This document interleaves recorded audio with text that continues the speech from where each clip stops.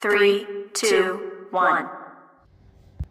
Speed police chase ends with high drama and a crash outside of Milwaukee. The suspects are from the Chicago area and are believed to be involved in thefts totaling losses of more than $1 million. CBS 2's Mugo Odigwe joins us live in the newsroom with more on how this all started. Mugo.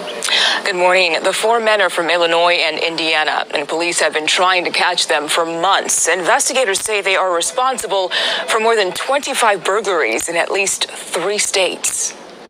This video from Best Buy shows the men on Sunday morning quickly removing electronics from display cases. You can see one of them on a ladder pulling items from a shelf. This was a big one. They were very active. They were hitting every few days, and they weren't slowing down. The men were leaving the store when Greenfield, Wisconsin officers arrived. The police chase ensued. This is the men's van on your screen. Officers had to use a pit maneuver to stop it. It's a technique where officers use their car to bump the other car's back wheel, causing it to spin out of control. It worked. The driver lost control and the van flipped. Shut down traffic, pit, roll over. Police say the men are between the ages of 18 and 41 and that they also broke into Ulta Beauty, Kohl's, and Arts Camera.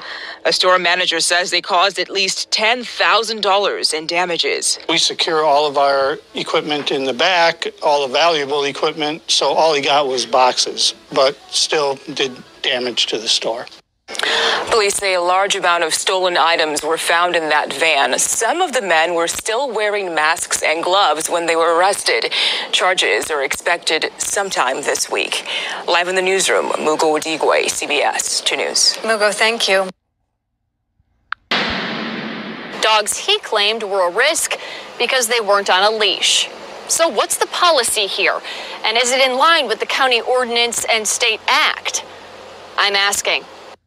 This is Coco. Brandy Quinn called her a part of the family. My dog was like my daughter, a daughter to me. Other family members were there when a Dixmoor police officer shot and killed her in July. My son was at home. He heard the first shot. And when he heard the first shot, he came outside. And that's when he saw her in the street. The police officer who pulled the trigger? Marquise Day. And we found it's not the first time. We formally requested all of the shooting incidents involving dogs in Dixmoor in the past year. They all involve Officer Day, who shot and killed at least 3 other pit bulls since the end of May. We reached him by phone, but he said, call the chief. In his incident reports, all dogs are described as unleashed and aggressive, the same way he described Coco, claiming she charged him, forcing him to shoot. Quinn claims Officer Day was defensive when she followed up with him at the police department. I said, what is your policy on loose dogs? I would like a copy of it. Under the Freedom of Information Act, I want a copy of your loose dog policy. Well, you need an attorney for that. I said, I do not need an attorney to get the Freedom of Information Act on your policy for loose dogs. She never got the policy, just a citation for a loose dog. We never got a copy of that policy either, despite our request for the public documents. We did find their last published code of ordinances online. They cite a section of Illinois' Animal Control Act. Neither mentioned shooting loose dogs deemed dangerous by the responding officer. I followed up with the Village of Dixmoor's clerk, administration, and police chief. They still haven't told us exactly what their policy is tonight. And when I showed up here, following up on email and phone call requests, I was given no information. Of course, I'll continue to follow up on this. Reporting in the Village of Dixmoor tonight, I'm Tara Molina, CBS 2 News. And lying about it and saying it was a suicide attempt. That's the revelations in a new report about a Chicago police officer first exposed by the 2 investigators this morning. And now we're learning Chicago's police superintendent has known for months that the report says the officer should be fired. 2 investigator Dave Savidi has been looking into this case for years. Dave, the superintendent, has done nothing about it. If he's done something, he hasn't told us, Erica. The report was finalized at the end of June. It not only accuses Officer Kelly of pulling the trigger, it also accuses other officers of failing to investigate this as a crime. All right, I did nothing wrong, but I'm telling you what I want. This is Chicago police officer Patrick Kelly telling fellow officers he did nothing wrong. He's being questioned after his friend Mikey Laporta was shot in the head. So he's had 9 surgeries. Yes. Nearly 10 years later, Kelly now stands accused of pulling the trigger, then lying and making it appear to be a suicide attempt. I just had a friend that committed suicide. Patrick, we just want to talk to you. Pat. Call my attorney. This was a bad cop. Mikey Laporta's mom, Patty, is relieved to finally see this Civilian Office of Police Accountability Report. It accuses Kelly of shooting her son and calls for him to be fired. But it also blames other officers, saying the investigation was not treated as a homicide from the outset. There are so many good cops out there, so many.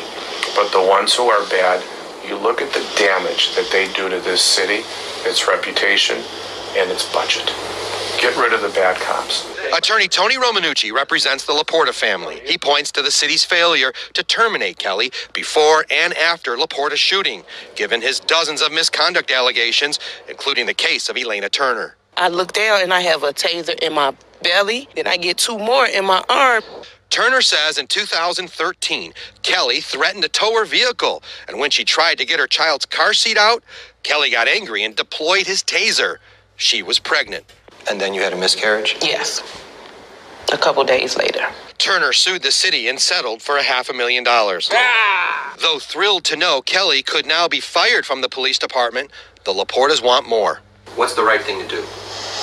The right thing to do? We get justice. He gets criminal charges.